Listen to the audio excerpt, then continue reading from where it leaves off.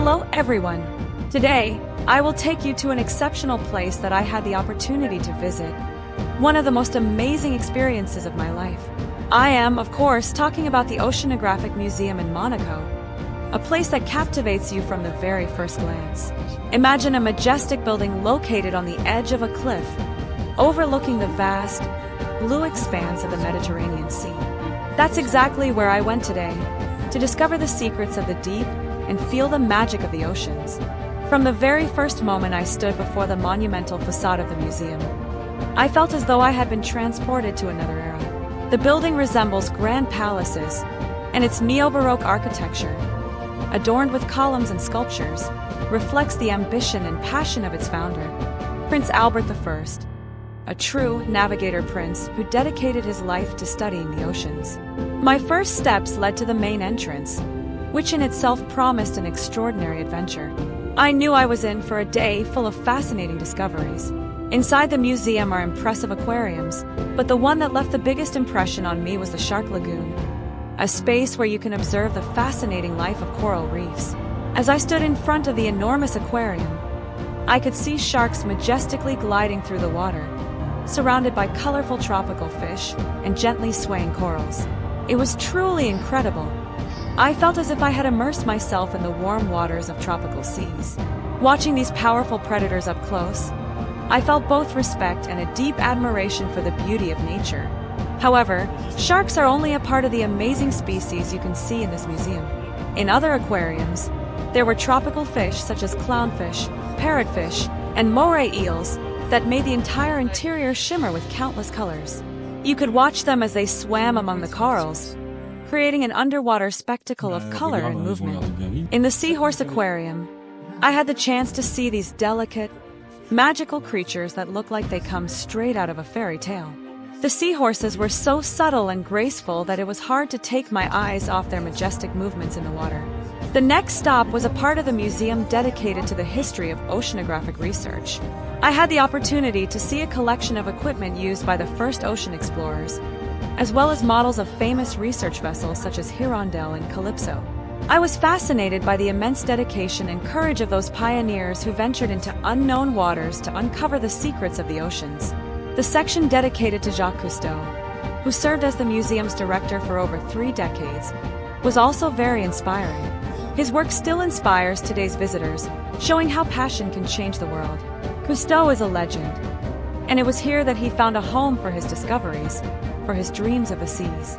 During my visit, I also had the chance to see various exhibitions, which the museum regularly organizes, including those dedicated to ocean conservation or art inspired by the sea. Art and science come together in this museum, demonstrating how important our actions are for the future of our planet. I also visited the section where you can admire historical exhibits related to the sea, from everyday objects to beautifully crafted ship models. I was particularly interested in the model of a research vessel, symbolizing the courage of the first explorers. There was something magical about it. Stories of maritime journeys, discoveries, and fascination with the ocean that still inspire. I lingered longer by one of the models of Prince Albert I's research ship. I thought about his incredible determination and how much love for the seas he must have felt to dedicate his life to them. The Oceanographic Museum in Monaco is not only a place full of knowledge but also a center for nature conservation, where coral is cultivated as part of international conservation programs. It participates in numerous programs aimed at protecting endangered species, such as the breeding of seahorses and corals. I learned that the museum is also involved in many international initiatives aimed at preserving the biodiversity of seas and oceans.